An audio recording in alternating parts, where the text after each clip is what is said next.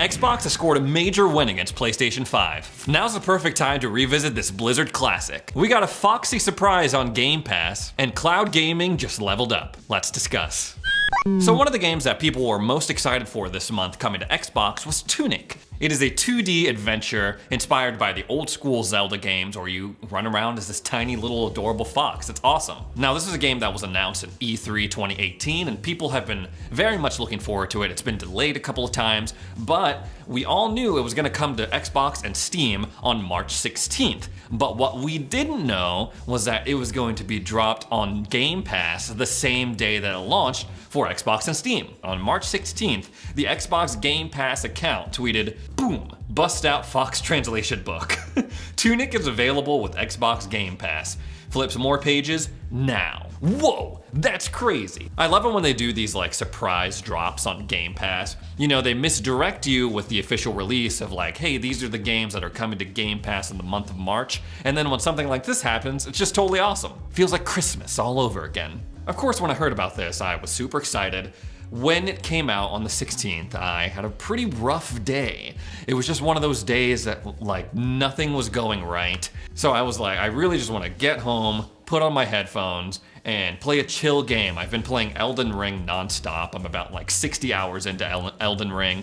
But as we all know, From Software games can be pretty frustrating, and that's not the experience I was going for after I had had such a terrible day. So I was like, yes, perfect. Tunic's on Game Pass, I'm gonna download it. Looks like the perfect game to just chill me out after a long day. But when I went to my console's Game Pass, I couldn't find Tunic. Went to the Microsoft Store, couldn't find Tunic. What was going on? The Xbox Game Pass account said that it was on Game Pass right now, and that was like a couple of hours ago. What's the deal? What I ended up having to do was use my Xbox app on my iPhone, search for the game that way, and then remotely install to my console from my phone. It was also kind of strange too because it said it wasn't going to be playable until the 17th and you could preload it, but I did end up downloading it, ended up streaming it, ended up playing it, and I loved it. I didn't spend too long in Tunic, I'm only about a couple of hours in, but I like what I see so far. Wow, check that out. Dang. Design, art style, I'm liking it so far. And I love the soundtrack. And especially there's this area in the beginning called the Old House. And if you go in there, it's like this special song that plays. It really hit me right in the feels. I was like, why am I feeling nostalgic right now? Why am I feeling like so many emotions? It was awesome. So I ended up playing this game because I was like, I want to take a break from Elden Ring.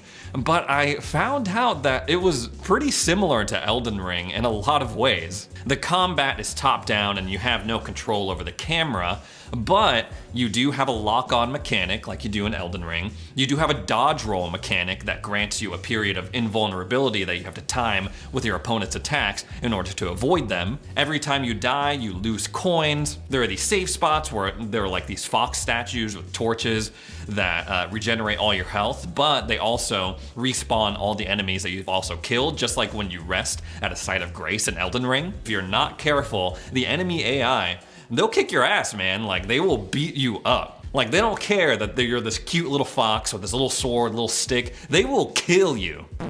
Ah, Ray. I have a gift for you, my friend. Thanks, Var. Very kind of you. Make sure you go on down to the merch shelf in the description or go to stayxboxready.com for your very own Maidenless t-shirt. If you use the code STAYREADY, you get 10% off your purchase. And that brings me to my next point. The main character, this little fox guy, he's so dang cute, man. He's so cute. Like, there's nothing to really say about it. Like, he's just like this tiny, like sort of chubby fox, big poofy tail. He has like this really funny like quiff in his hair. Even though he's a fox, he doesn't really have hair, he has fur. And every time you use a ladder in this game, it never gets old. Like, he waddles down the ladder. The animation for that is so funny. Overall, I was pretty impressed with this game, and critics were too, it seems like. It's sitting at about 87 on Metacritic right now. And while, yes, it is cute, it has these like very chill, vibrant worlds, it also has some dark moments too. There's this guy that you run into that you just walk into this windmill, and it's this black void. And then out of the abyss, this giant skeleton fox comes out of the darkness. And you're like, what is going on? I thought I left this behind in Elden Ring. And he's just there to sell you some stuff, some potions, some dynamite sticks. And having those moments of like, oh my god, what is going on, mixed with the cutesy stuff, that was very appealing to me. I will say that I ended up getting stuck, which was kind of frustrating. In the beginning area, in order to progress, you have to ring these two bell towers, the Eastern Bell Tower and the Western Bell Tower. I did all the stuff to ring the Eastern Bell Tower, and I'm making my way through the Western Bell Tower, but I've explored every little nook and cranny, and I can't seem to find my way to the Western Bell Tower. And unlike an Elden Ring, I keep comparing this game to Elden Ring, which I can't believe that I'm doing that, considering they're so different when you first look at them. But this game is very linear, so I'm saying unlike Elden Ring, when you get stuck on something or something's hard, it's an open world so you can go wherever. This game, I kind of feel like I've hit a roadblock a little bit. I'm probably gonna have to look up how to make my way over to the Western Bell Tower, but this game was so new at the time when I was playing it, no one had written anything about it, no guides were out, nothing like that. I also like the added mystery of like this fox language that they have going on. There's some things that are in English or your native language, whatever you're playing in, and then they have like this script that is just like a mystery language, and sometimes you'll interact with things and it pops up with this mystery language and it says you have to choose okay or no, and you're like, I don't know what I'm saying okay to, but here we go. But I feel like despite the fact that the whole pamphlet, the whole like little guidebook is written in almost another language, I understood pretty much what was going on without fail. So kudos to the UI design team, kudos to the game design. I'm overall impressed with the game. I like the game, I can't wait to play more of it. It is available on Game Pass, like I said, it's a prize drop, but you can buy it on Steam or your Xbox consoles for $30. If you were looking for an Elden Ring light experience, I would say, definitely check this out. So Diablo 2 is a game that holds a special place in my heart. When I was a kid, my friend showed me Diablo 1 and Diablo 2 when I was staying over at his house. And I was so mind blown. I was like, whoa, this game looks so fun. I gotta get this game. But back then, for my younger viewers out there, Diablo was only available on PC. It wasn't like now where you could play Diablo on your Switch or on your Xbox or PlayStation. It was just on computers. And not only was it just on computers, but back then computers were terrible, right? The average household computer was not nearly as good as even the phones that we carry around in our pockets today. And back in my house growing up as a kid, we had a computer for the kids, me and my brothers and sisters, there was 4 of us, and then one from my mom who would work at home. And on the kids' computer, it was a terrible, I can't even remember like what kind of rig it was. So when I installed Diablo, played the crap out of it, loved it, my computer, and I don't know if this has anything to do with the game itself, but my computer ended up slowing down, and my dad blamed it on the fact that I installed Diablo on it. He was like, this computer doesn't have enough RAM. I don't even think he knew what RAM was at the time. He was just like, take this game off the computer, no more games on the computer anymore. And I was like, no, Dad, you don't understand, I love this game.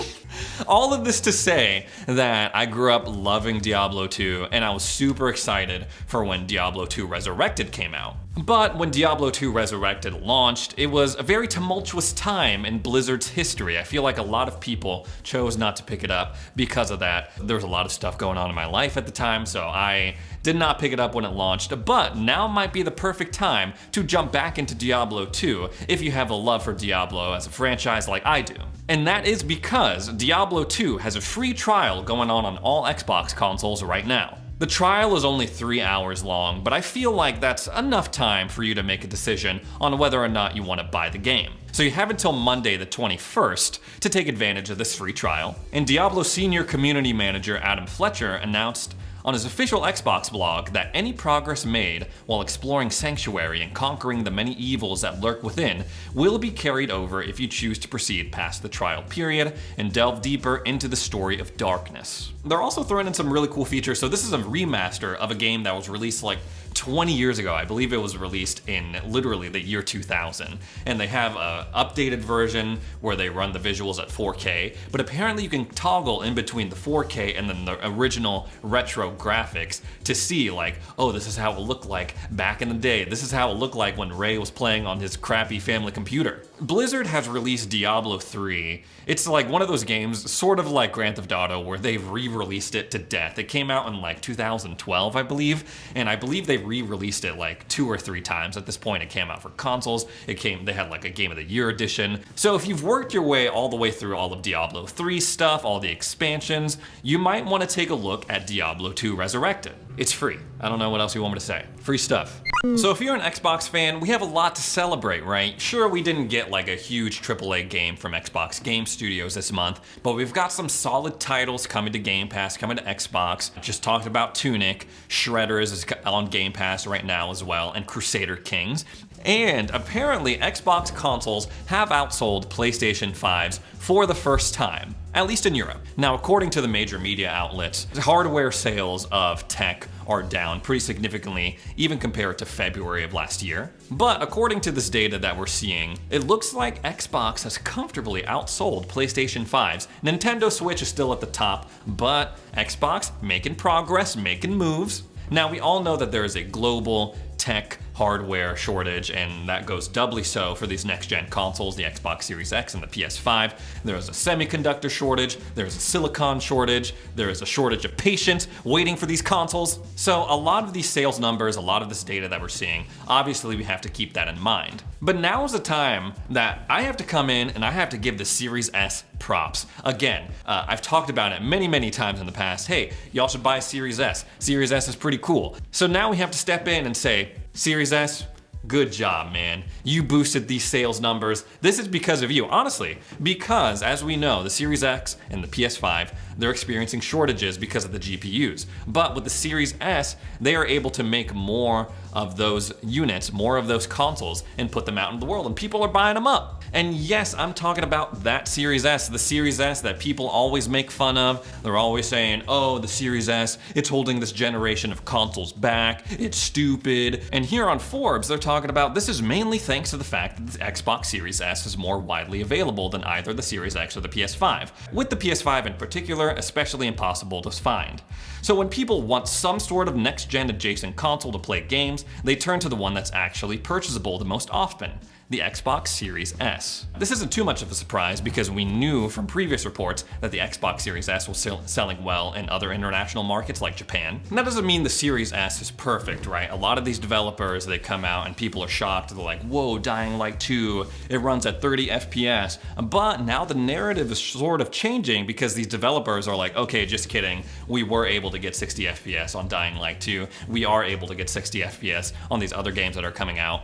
So we know that it's not necessarily an Xbox Series S problem, right? It's just that developers aren't super familiar with the Series S and tinkering with it. Whereas Microsoft, that's like their bread and butter, so they have no problem, boosting Halo Infinite to 60 FPS on the Series S. Now again, this is a small sample size and there are numbers for February, but it's really encouraging as an Xbox fan because over on the other platform side, Claymation, they had a month where they released a really big AAA game and another awesome game, Sifu, not AAA, but a little bit smaller, and a lot of people were looking forward to it. These are games that are supposed to be like, oh, they're system sellers, and when you look over at Xbox, there wasn't necessarily like an equivalent to that, but they still outsold PlayStation in this specific circumstance. Now, I know this would probably be a different story if there wasn't this crazy supply shortage going on, and it makes me think like, if this shortage is going to continue, how long are these companies going to want to sell consoles at all? With the rise of Xbox Cloud Gaming, Game Pass, rumors that Xbox is working on a TV app or a special like Xbox stick that you can plug into your TV and play games,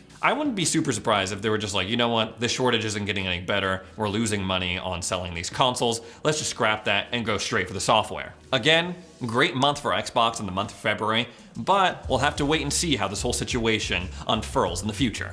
Speaking of cloud gaming, okay, first of all, I'm a big fan of cloud gaming, but it's still in its beta phase, quote unquote.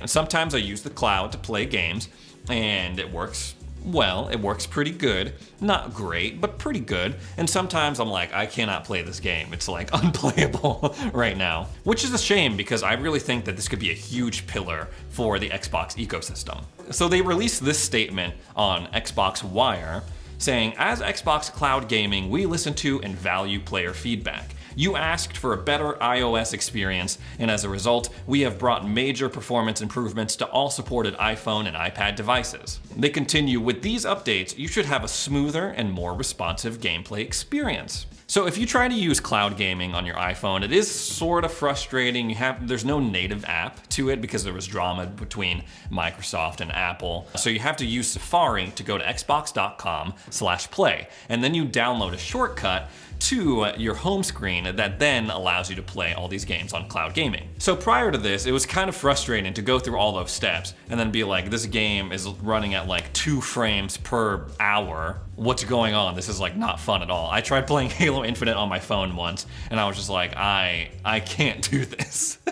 But my teammates are probably so mad. I've gotten like no kills. I have 20 deaths. There's just no way I can't even like aim correctly on this. So they've taken that feedback, they've updated it to run better on the back end, and it's apparently gotten some good results. They said, positive feedback. We've seen a significant increase in positive player feedback since implementing these changes. They also say they have higher engagement, 35% longer play times per person. I was like, okay, let's check this out. So I hopped on and I played Young Souls on the cloud on my iPhone, and I gotta say it was a lot smoother than what I had experienced in the past. You know, of course it wasn't a game like Halo Infinite that's super intensive, but overall I thought it was pretty smooth. I could see a noticeable improvement at least. By the way, Young Souls, it's a cool game. I can't wait to play more of that. This kind of coincides with these ongoing improvements that they're making to cloud gaming. Previously, they replaced all the hardware that the servers were running on. It was like Xbox One S hardware, I believed, and they upgraded it to Xbox Series X hardware. And that allowed them to up the frame rate from 30 to 60 FPS.